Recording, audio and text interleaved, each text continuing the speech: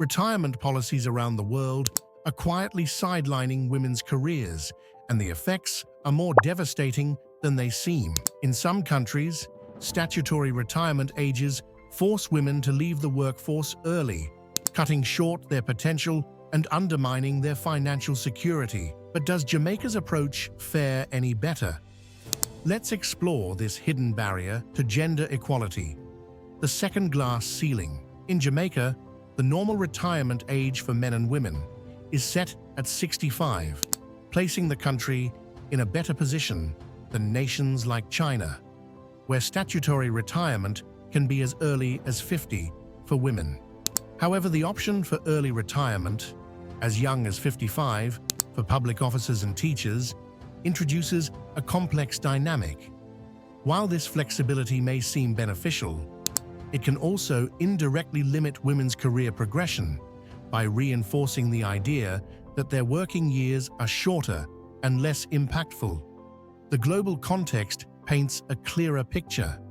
Xianghong Wang, a professor at the School of Economics at Renmin University of China, delves into this issue in her Project Syndicate column, The Second Glass Ceiling for Women. She highlights how outdated policies like gender-based retirement age undermine women's contributions and perpetuate inequality in leadership. Take China's retirement system as an example. Women are expected to retire at 50 or 55, depending on their occupation, compared to 60 for men. Originally designed to protect women, these policies now rob them of opportunities to climb the career ladder. The economic loss is staggering, as highly educated women are forced to leave the workforce prematurely, their skills and expertise left untapped. This issue isn't confined to Asia.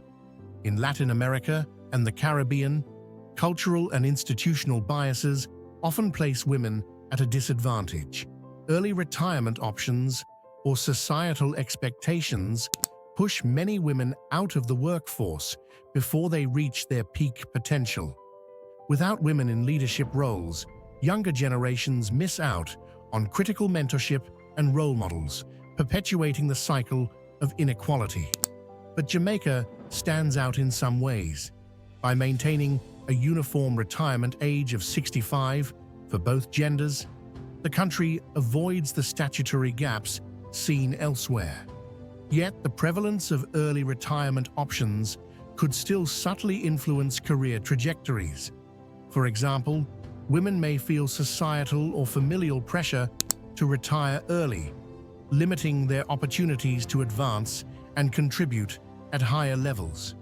If these insights resonate with you, take a moment to subscribe.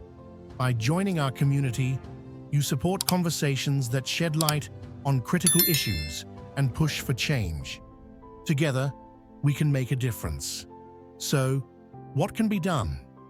In Jamaica and beyond, governments and organizations must prioritize policies that keep women in the workforce longer and on equal footing with men. The Andrew Holness government in Kingston passed legislation to Parliament to raise the retirement age for the Director of Public Prosecutions, DPP, to 65. The opposition party challenged this and went to court and won. However, the Holness government challenged the ruling, appealed, and won the case. The DPP is now back on the job. Back to what can be done.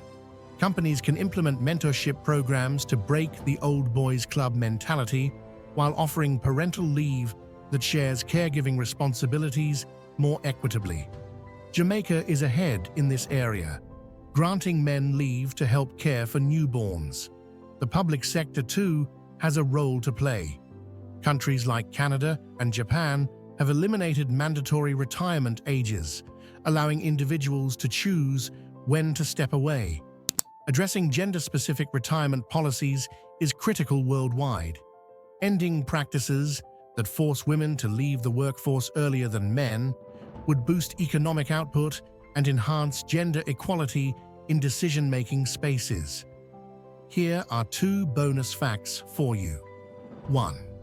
Did you know that in some countries, Women's shorter working years result in significantly lower pension benefits, jeopardizing their financial security in old age.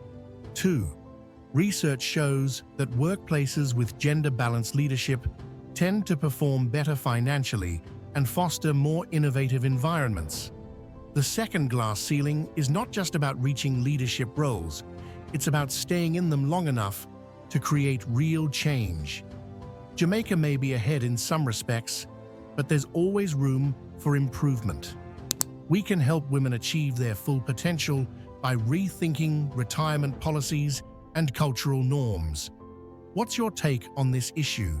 Share your thoughts in the comments, and please check out other videos on this channel for more content that sparks meaningful discussions.